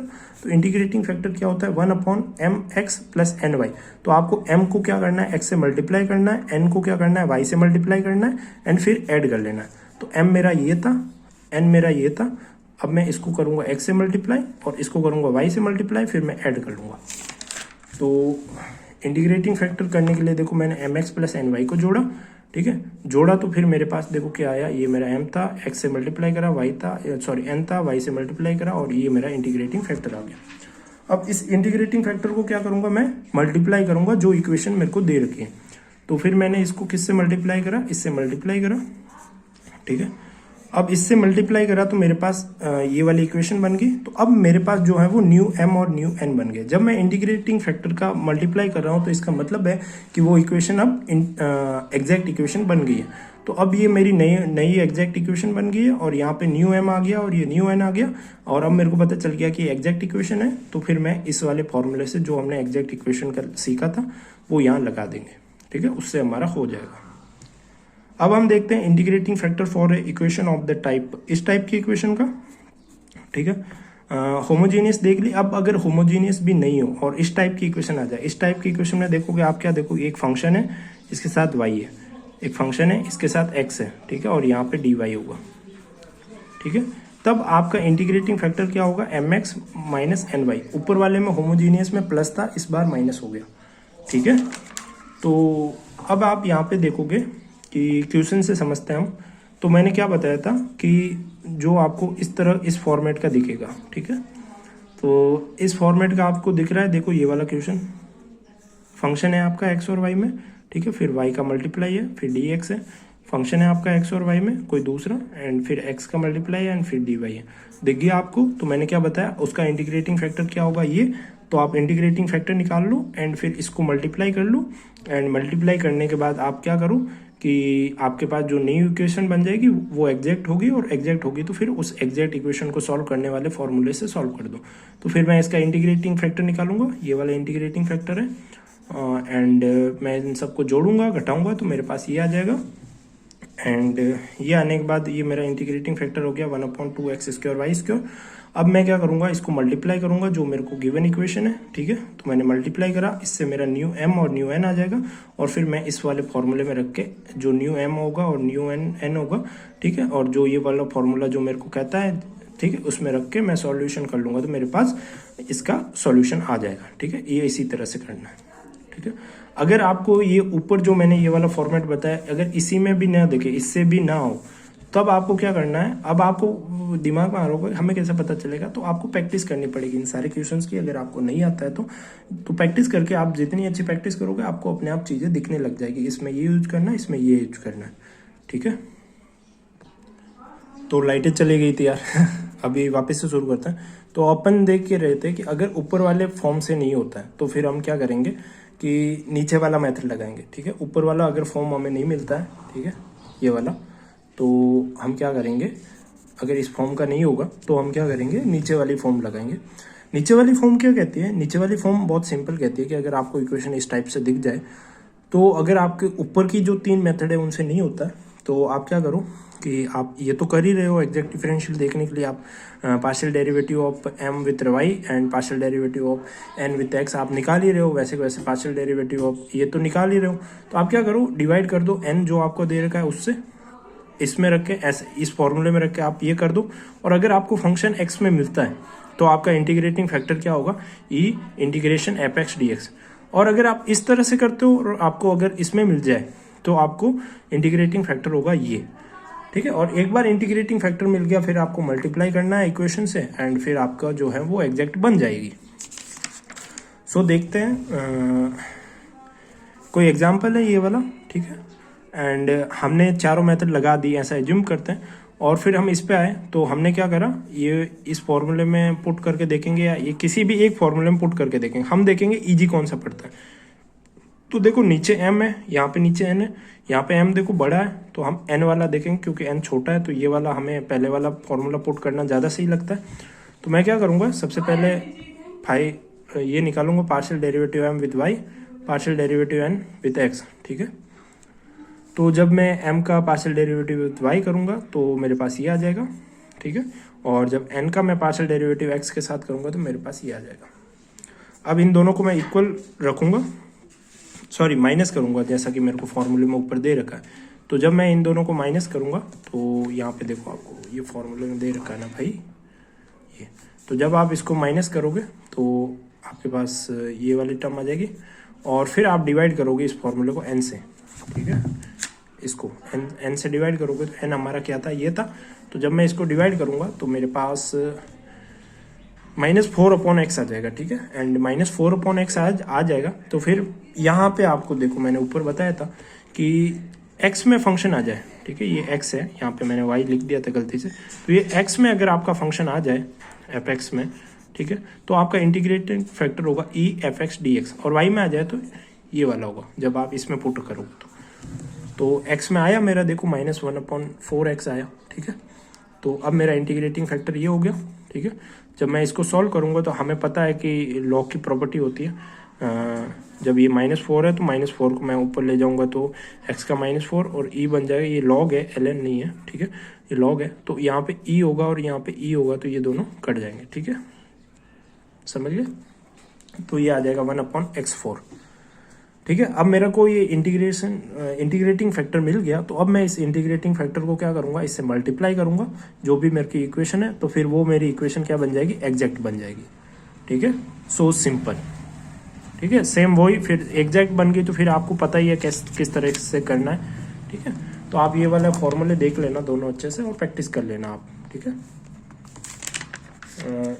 अब अगला जो केस है वो है छठा या पांचवा केस है, सॉरी। तो इस वाले केस में आप क्या कर सकते हो कि इस वाले केस में आप क्या कर सकते हो कि आपको जो है वो फॉर्मेट ये देखना है। आप देखो यहाँ पे m लिखा है, यहाँ पे n लिखा है, ठीक है, यहाँ पे dx है dy है, यहाँ पे देखो अलग अलग आ गए, ठीक है। और यहाँ पे a है, यहाँ पे b है, यहाँ पे a डैश है, b डैश है, और यहाँ पे b डैश ये y का होगा, सॉरी मैं यहाँ लिखना भूल गया, ठीक है, b y की पावर b डैश होगी, ठीक है। तो अगर इस फॉर्मेट में आपको दिख जाए तो आपका इंटीग्रेटिंग फैक्टर होगा x की पावर h एंड y की पावर k, ठीक है, वो आपका इंटीग्रेटिंग फैक्टर होगा। तब आपका इंटीग्रेटिंग फैक्टर जो होगा वो होगा x की पावर h एंड y की पावर k। तो ये आपका इंटीग्रेटिंग फैक्टर होगा। एंड इस इंटीग्रेटिंग फैक्टर को आपको फिर क्या करना है, जो इक्वेशन आपको गिवन है उसमें मल्टीप्लाई करना है। तो सबसे पहले देखते हैं इसके एग्जाम्पल को देखने के बाद आपको क्या पता चलेगा कि ये एग्जाम्पल है, ठीक है।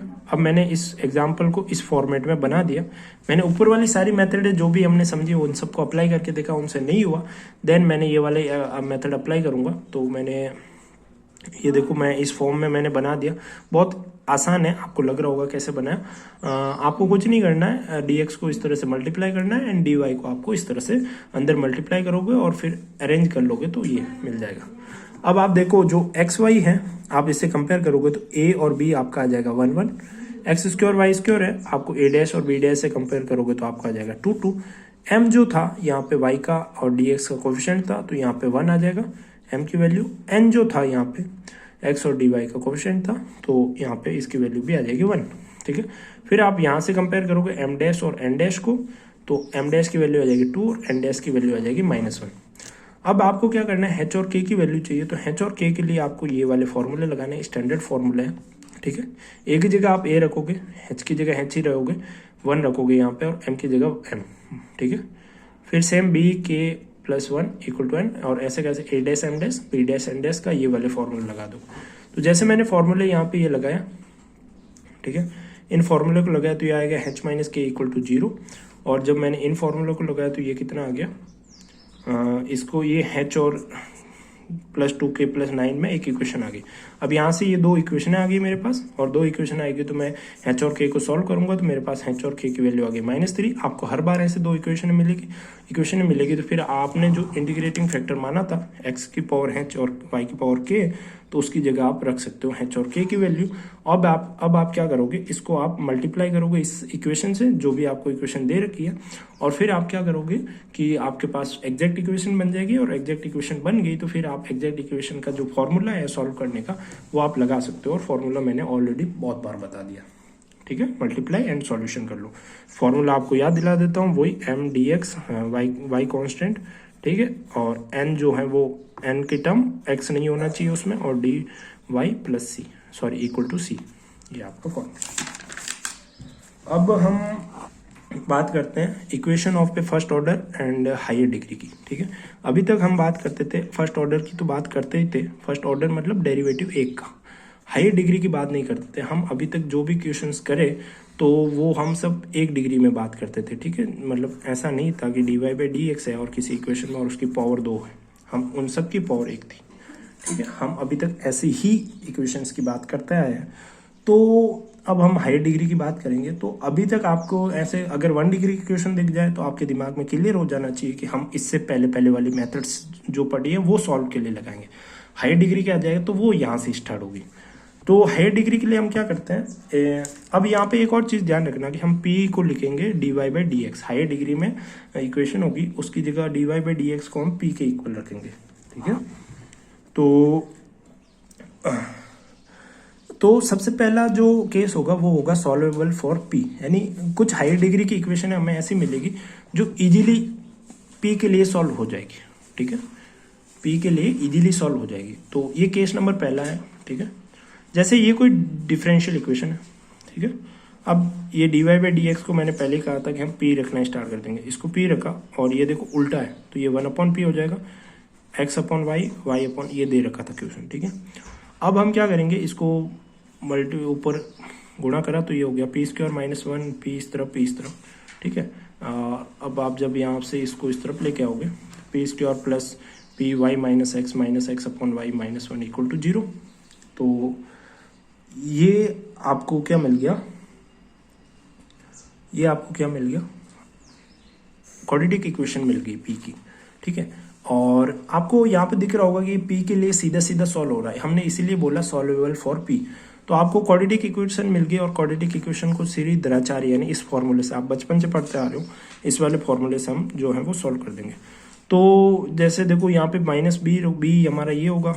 ठीक है, और -p और p है इक्वल टू -y/x x/y प्लस -b का स्क्वायर, तो b ये है तो इसका स्क्वायर -4, और c की जगह देखो -1 आएगा तो माइनस कितने हो जाएंगे, प्लस का 4 हो जाएगा, और a की जगह 1 ही है।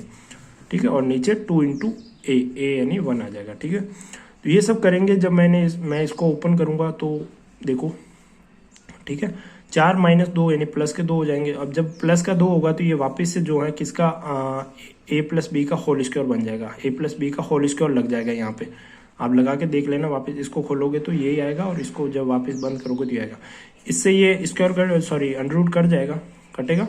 एंड फिर आप क्या कर सकते हो, एक बार प्लस का साइन लेके एक बार माइनस का साइन लेके अलग अलग p की ये अलग अलग कर सकते हो। अलग अलग करने के बाद आपको क्या करना है कि इनको कट आउट वगैरह वो करना है। फिर आप p की वैल्यू को क्या रखना है, dy/dx, फिर इसकी वैल्यू को रखना है dy/dx। यहाँ से आपके पास एक और सॉल्यूशन आएगा y में, और यहाँ से आपके पास y में एक और सॉल्यूशन आएगा। ठीक है, फिर एंड में आपको इन दोनों को मिक्स कर लेना है। ठीक है, मल्टीप्लाई कर लेना है, जो भी दो सॉल्यूशन आए आपको उन दोनों को मल्टीप्लाई कर लेना है। तो इस तरह से आपको है ना सॉल्वेबल फॉर p यानी हायर डिग्री में आपको इस तरह से सॉल्व करना पड़ेगा। कब, जब आपको p से सीधे सॉल्व हो जाए। p से सीधे सॉल्व होने का मतलब कि आपको कुछ इक्वेशन बन जाएगी p की ऐसी, जिससे आप वो p अपने आप सॉल्व हो जाएगा, जैसे यहाँ पे क्वाड्रेटिक इक्वेशन बनी। ठीक है, अब एक और क्वेश्चन लेते हैं, आपको समझ आ जाएगा। जैसे p² + 2py cot x equal to y²। अब यहाँ पे क्या करेंगे, देखो आपको सीधा सीधा दिख रहा है कि पी के लिए सॉल्व हो रहा है, क्वाड्रेटिक इक्वेशन बन रही है। तो सेम क्वाड्रेटिक इक्वेशन के लिए मैं यहाँ पे श्रीधराचार्य लगाऊंगा, तो आप श्रीधराचार्य लगाओगे, यहाँ पे फॉर्मूले में सब रखोगे, बी की जगह बी रखोगे, ए की जगह ए रखोगे, और जब आप इसको सॉल्व करोगे तो सॉल्व करके फिर आपको ये प्लस माइनस वाले दो टर्म है तो अलग अलग करना पड़ेगा। एक बार आपको प्लस वाली लेनी पड़ेगी, एक बार माइनस वाली लेनी पड़ेगी, और फिर आपके पी के पास ये टर्म आ जाएगी, ये टर्म आ जाएगी। अब पी को मैंने पहले कहा था dy बाई डी एक्स लिख सकते हैं पी को, और फिर आप क्या करोगे, एक्स वाली टर्म को और वाई वाली टर्म को उसके पास भेज दोगे और इंटीग्रेशन कर लोगे। तो उस तरह से वाई का एक सॉल्यूशन इस टर्म से आएगा और उस तरह से वाई का दूसरा सॉल्यूशन इस टर्म से आएगा, और फिर दोनों सॉल्यूशन को मल्टीप्लाई करना है, फिर दोनों सॉल्यूशन का क्या करना है, मल्टीप्लाई। ठीक है, अब कुछ प्रॉब्लम क्या होगी जिसमें डायरेक्ट पी से सॉल्व नहीं होगा। ठीक है, तो उनको कैसे करेंगे, वो होगी वाई से या एक्स से। ठीक है, जैसे अभी क्वेश्चन से समझेंगे तो हम उनको बोलेंगे सॉल्वेबल फॉर वाई और सॉल्वेबल फॉर एक्स। ठीक है, और ये वाई वाली सॉल्वेबल प्रॉब्लम कब आएगी, जब specially useful for equation which do not contain x. ठीक है, जिसमें एक्स कम होगा या एक्स कंटेन नहीं होगा, तभी ये वाली सॉल्यूशन होगी। ठीक है, मतलब तभी हम इसका यूज करेंगे। कहने का मतलब हम एक एग्जांपल से समझते हैं, इजी है ये। जैसे y minus 2px equal to tan inverse P square X. ठीक है, तो ये दे रखा है। तो अब यहाँ पे देखो, आप डायरेक्टली है ना p को सेपरेट नहीं कर सकते, क्योंकि आप में से कोई सोचेगा कि 10 को इस तरह भेज दो तो ये पूरा कोष्टक में जो है वो आ जाएगा, तो p अंदर चला जाएगा। तो आप p की कोई सिंपल सी इक्वेशन नहीं बना सकते जिसको आप सॉल्व कर सकते हो। तो फिर हमें आगे बढ़ना पड़ेगा। तो फिर हम यहाँ से दूसरी मेथड देखेंगे, वो होगी सॉल्वेबल फॉर वाई। ठीक है, तो इस मेथड में हम क्या करते हैं, सॉल्वेबल फॉर वाई हम देखते हैं सॉल्वेबल फॉर एक्स और वाई को दोनों को साथ में समझ लो। हम सिर्फ ये देखते हैं कि किसको अलग कर सकते हैं। जैसे वाई को इजीली बना सकते हैं, मतलब वाई की इक्वेशन में वाई को एक साइड में लिख सकते हैं, क्या एक साइड वाई और बाकी फिर पूरी इक्वेशन, या हम एक्स को एक साइड में लिख के फिर बाकी पूरी इक्वेशन, ऐसा कर सकते हैं क्या। तो हम यहाँ पे देखते हैं कि y को अलग कर सकते हैं, तो ये y के लिए सॉल्वेबल हो जाएगा। और एक बार पता चल गया कि y के लिए सॉल्वेबल है, तो फिर हमें क्या करना है, इस पूरी इक्वेशन को x के साथ डेरिवेटिव करना है। ठीक है, तो इस पूरी इक्वेशन का जब मैं x के साथ डेरिवेटिव करूंगा तो ये पूरा डेरिवेटिव होगा। देखो आप पता चल जाएगा, आपको करना आना चाहिए। यहाँ यू डॉट वी लग जाएगा, फिर टेन इनवर्स का लगेगा एंड फिर इसका। ठीक है, तो आप यहाँ पे देख सकते हो, जैसे 2p x का हो गया 1, फिर p का हो जाएगा dp अपॉन dx, फिर यहाँ पे जो है वो मैंने टेन इनवर्स का हो जाएगा 1 upon 1 plus x P square, ये आ जाएगा। एंड फिर अंदर वाले का जैसे x का हो गया 1, पी स्क्वायर बच गया, एंड फिर पी स्क्वायर का होगा 2px dp अपॉन dx। तो ये सब ये आ जाएगा, देखो इस तरफ आ जाएगा dy बाई dx, क्योंकि y था हमारा इस तरफ, तो ये आ जाएगा dy बाई dx। ये तो dy बाई dx को आप p मान सकते हो, एंड 2 आप यहाँ से कॉमन लोगे तो p plus x D P upon D X plus P square plus 2px dp upon dx 1 plus, यही मैंने लिखा है सब कुछ। ठीक है, अब आप यहाँ से आप देखोगे तो p आपने कॉमन ले लिया यहाँ से, एंड अब यहाँ से देखो तो p plus 2x dpx and p plus 2px dpx, ये पूरा कॉमन आ रहा है, ये कॉमन आ रहा है। एंड ये जो हमारा p था, सॉरी आ गया, हाँ ये 2p, हाँ ये 2p था यहाँ पे हमारा। तो मैंने क्या करा, एक p को इस तरफ भेजा और ये एक p भी इसने मार दिया, तो यहाँ 0 बच गया, और यहाँ पे p plus 2x dpx common आ गया। और फिर मैं इसको 0 के इक्वल रखूंगा, एंड 0 के इक्वल रख के फिर मैं क्या करूंगा कि x वाली टर्म को x के पास, p वाली टर्म को p के साथ भेज दूंगा, एंड फिर मैं उसका क्या करूंगा, इंटीग्रेशन करूंगा।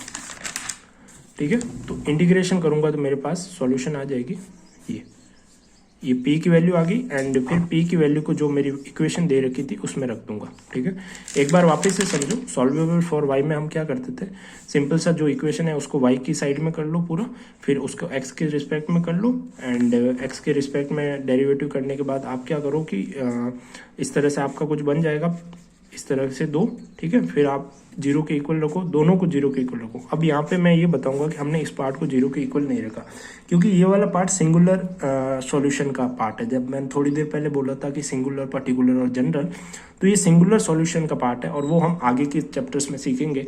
तो इसमें नहीं है, तो हम सिर्फ इसी पार्ट से पी की वैल्यू यानी सॉल्यूशन निकालेंगे इस डेरिवेटिव की, जो कि जनरल सॉल्यूशन आएगी। और हम यहाँ पे सिर्फ जनरल सॉल्यूशन की बात करते हैं, सिंगुलर सॉल्यूशन को कंसीडर नहीं करें। अब किसी को आइडिया हो नहीं हो कि सिंगुलर सॉल्यूशन यहाँ पे कैसे आएगी, तो आप देख सकते हो इसको जीरो के इक्वल करके आप कंफ्यूज हो जाओगे, आपको नहीं मिलेगा, तो तब समझ लेना कि वो सिंगुलर सॉल्यूशन में आता है। ठीक है, अब हम क्या करेंगे कि इसको जीरो के इक्वल रखा, वही सब पी को पी की साइड, एक्स को एक्स की साइड करा, एंड फिर हमने क्या करा कि उसको इंटीग्रेट करा, इंटीग्रेट करके हमारे पास पी की वैल्यू आ गई, पी की ये वैल्यू आई, एंड फिर हमने वाई की इक्वेशन में रख दिया। तो आपको हमेशा यही करना है कि जो आपको गिवन इक्वेशन होगी उसमें से आपको पी की वैल्यू फाइंड आउट करनी है, ऐसे डेरिवेटिव करके सब इसी मेथड में, एंड फिर पी की वैल्यू को आपको यहाँ पे वापस रख देना है। ठीक है, हाँ अच्छा हो गया। अब जैसे सॉल्वेबल फॉर एक्स, तो मैंने पहले ही बोला था कि वाई के लिए सेपरेट होता है, तो यहाँ पे एक्स के लिए सेपरेट होगा। अब यहाँ पे आप देख सकते हो वाई को आप इजीली सेपरेट नहीं कर सकते, तो आप एक्स को सेपरेट कर लो, और उस पिछली बार में हमने वाई के लिए सेपरेट करा था, फिर एक्स के रिस्पेक्ट में करा था, हम इस बार सेपरेट डेरिवेटिव कर देंगे वाई के रिस्पेक्ट में। तो जब मैं वाई के रिस्पेक्ट में करूँगा तो ये हो जाएगा D X upon D Y, और फिर इस पूरे का डेरिवेटिव। ठीक है, इस पूरे का डेरिवेटिव आप कर लेना। एंड आपको पता है जब मैं p किसको बोलता हूँ, p बोलता हूँ dy बाई डी एक्स को, तो मेरा dp क्या हो जाएगा, सॉरी dx बाई dy क्या हो जाएगा, इसका 1/p, तो मैं इसकी जगह 1/p रख दूंगा, ये उल्टे की जगह, और फिर मैं इस पूरे को सॉल्व करूंगा। एंड जब मैं डेरिवेटिव वगैरह करके इस पूरे को जब मैं सॉल्व करूंगा तो ये इक्वेशन बन जाएगी। आप देख लेना अच्छे से बैठ के, सब डेरिवेटिव करके, थोड़ा लेंथी हो जाएगा इसलिए नहीं बता रहा मैं कि ये पॉइंट है, ये ऐसा आया, तो ये डेरिवेटिव बन जाएगी। जब मैं इसको सॉल्व करूंगा तो सेम देखो मेरे पास ये दो ऐसे ब्रैकेट बन जाएंगे, कॉमन वॉमन लूंगा तो, और फिर मैं एक को जीरो के इक्वल रखूंगा तो मेरे पास पी की वैल्यू आ जाएगी, एंड पी की वैल्यू आई सी बाई वाई, और फिर मैं इस पी की वैल्यू को वापस रख दूंगा जो मेरे को गिवन इक्वेशन है। ठीक है, सॉल्यूशन में ये ध्यान रखना है कि पी नहीं आएगा आपका वापस। ठीक है, कई बार जो होगा कि आपका दो अलग अलग सॉल्यूशन आ सकती है, एक और दो मतलब मिलके, बट पी नहीं आएगा आपका। ठीक है, सॉल्यूशन में वापस, ये ध्यान रखना। अब इस चैप्टर का लास्ट टॉपिक है, वो है कैलकुलस इक्वेशन। और कैलकुलस इक्वेशन में हम क्या करते हैं कि कैलकुलस इक्वेशन कुछ नहीं है, बहुत सिंपल से है, ये सिर्फ अंधे लोगों का काम है जो ये इक्वेशन नहीं देख पाएंगे, और जो आंख से अंधे नहीं है वो ये आराम से कर सकते हैं, और ये सबसे बढ़िया पार्ट है। तो कैलकुलस क्या कहते हैं, कैलकुलस क्या कहते हैं कि भाई यार तुम्हें ना एक चीज़ देखो ना, कि कोई फंक्शन दे रखा है, अगर वो इस टाइप का है, ठीक है, कहने का मतलब y है, x के साथ p है और p है। ठीक है, ये p का क्या मतलब dy बाई डी एक्स, तो कोई इसका फंक्शन है, कोई इसका फंक्शन है, फंक्शन x का मल्टीप्लाई है, तो आप क्या करो कि बिना आँख खोले आप p की जगह c रख दो और आपकी सॉल्यूशन आ जाएगी। देखते हैं, देखो इक्वेशन ये दे रखा है, ठीक है, और फिर मैं क्या करूँगा, इसको साइन इनवर्स इस तरफ भेजा मैंने p, ठीक है, ये साइन इनवर्स p हो जाएगा, y माइनस एक्स पी हो जाएगा। अब देखो y को तो मैं इस तरफ रख रहा हूँ, उसको एक्स पी को इस तरफ भेज रहा हूँ, तो मेरे पास क्या टर्म बन जाएगी, ये वाली term y equal to X P plus sine inverse p बन जाएगी। अब मैं क्या कर सकता हूँ कि p को जो है वो अब इससे कंपेयर करूँ, क्या ये ऐसा दिख रहा है, y की जगह y एक्स पी, और ये जो फंक्शन है वो p में है कि नहीं है, तो अब आप p की जगह सीधा c रख दो और आपके पास ये आ जाएगा, सॉल्यूशन आ गया आपके पास x c plus sine inverse c. ठीक है, तो ये कैलकुलस भाई का कहना था। तो अब ये जो अंधे लोग हैं वही नहीं कर पाएंगे, बाकी जो दिखते हैं वो तो हो जाएगा सीधा सा। बस आपको कोई हलवा पूरी नहीं देगा परोस के, आपको सोचना पड़ेगा कि बन रही है कि नहीं बन रही है। ठीक है, और वो हलवा पूरी सोच कैसे आएगी, वो आपको प्रैक्टिस करने से आएगी। तो हमारा ये फर्स्ट चैप्टर खत्म हो गया, बेसिक पार्ट जो था। ठीक है, रिवीजन मार लेते हैं एक बार। हमारा जो बेसिक पार्ट हम 1 लेके चले थे वो हमारा एंड हो गया है। हमारे 14 टॉपिक थे वो मैंने अच्छे से कवर करवा दिया। अब ऑब्जेक्टिव टाइप्स क्वेश्चन है वो आप बुक से मिला सकते हो, क्वेश्चंस नहीं करेंगे हम प्रैक्टिस, क्योंकि ये M2 के पार्ट थे, M2 के पार्ट करने, तो आप देख सकते हो। मेरा ये बेसिक मतलब था कि आप समझ जाओ, आपको आइडिया लग जाए कि बेसिक क्या थे सारे। ठीक है, 1-1.5 घंटे में, तो ये मैंने अच्छे से करवा दिया है। एंड अच्छा लगे तो देखो, आप शेयर वेयर करना, सब लाइक वाइक करना, मेहनत लगती है, एंड सपोर्ट वपोर्ट करो यार थोड़ा। ठीक है, एंड बहुत अच्छा कंटेंट लेके आएंगे आगे भी। एंड चलो अब एक बार रिवीजन मार लेते हैं। तो हमने सबसे पहले डेफिनेशन देखा, फिर हमने प्रैक्टिकल अप्रोच देखी। ठीक है, डेफिनेशन में हमने ऑर्डर, ऑर्डिनरी डिफरेंशियल इक्वेशन क्या होती है, पार्शियल डिफरेंशियल इक्वेशन क्या होती है, वो सब कुछ देखा। ठीक है। फिर प्रैक्टिकल अप्रोच में हमने देखा 3 फेज होते हैं, मॉडलिंग, सॉल्यूशन एंड इंटरवेशन, ठीक है, इंटरप्रिटेशन, ठीक है। फिर हमने फॉर्मेशन देखा, फॉर्मेशन में हमने यही देखा कि आपके जो पॉइंट होते हैं, मतलब जो आर्बिट्री कांस्टेंट रहते हैं उनको हटा देना है। फिर हमने सॉल्यूशन देखी, ठीक है, और जियोमेट्रिकल मीनिंग देखी। जियोमेट्रिकल मीनिंग में यही था कि डिफरेंशियल इक्वेशन क्या बताती है, कि स्पेस फील्ड बताती है, या हम ऐसा कह सकते हैं कि स्लोप्स की फील्ड बताती है, या स्लोप्स का फैमिली बताती है, ठीक है। Equation of first order and first degree, हमने first order and first degree की इक्वेशन को देखा और उनको सॉल्व कैसे करते हैं, तो वो मेथड्स देखी। Variable separation, homogeneous equation, equation reduce to homogeneous form, linear equation वगैरह, ये सब कुछ देखा। फिर हमने बर्नौली इक्वेशन को भी देखा, ठीक है, और बर्नौली इक्वेशन को कैसे सॉल्व करते हैं, ठीक है। लीनियर को हम लेबनीज डिफरेंशियल इक्वेशन भी बोलते हैं, और इसका क्या फॉर्मेट होता है वो सब कुछ देखा हमने। एंड जैसे हमने एक और चीज़ देखी थी कि इसमें जो डिपेंडेंट वेरिएबल होगा उसका कोई भी डेरिवेटिव कांस्टेंट नहीं होना चाहिए, इसकी डेफिनेशन कहती है, और इसका एक स्टैंडर्ड सॉल्यूशन का फॉर्मूला होता है, एंड इंटीग्रेटिंग फैक्टर वगैरह भी, ठीक है। बर्नौली में हमने देखा किस तरह से करते हैं। फिर हमने एग्जैक्ट इक्वेशन देखी, उसके पार्ट्स देखे, equation reduce to exact equation, तो इसके 5-6 पार्ट्स थे, ठीक है, वो सब देखे, और किस किस तरह की पार्ट में किस किस तरह से इंटीग्रेटिंग फैक्टर लेना है। एंड फिर हमने equation of first order and higher degree की देखी, ठीक है। उसमें solvable for P, solvable for Y and solvable for X देखा, ठीक है। फिर हमने कैलकुलेट इक्वेशन देखी, और ये हमारा पार्ट खत्म हो गया। सो हमारा चैप्टर नंबर 1 ये एंड हो गया हम, ठीक है। यहाँ पे इसको क्रॉस लगा देते हैं, फिर हम एप्लीकेशन वगैरह देखेंगे अगले पार्ट में, ठीक है। चलो तब तक के लिए बाय, और मज़े मारो। कैसा लगा नीचे बताना जरूर, ठीक है।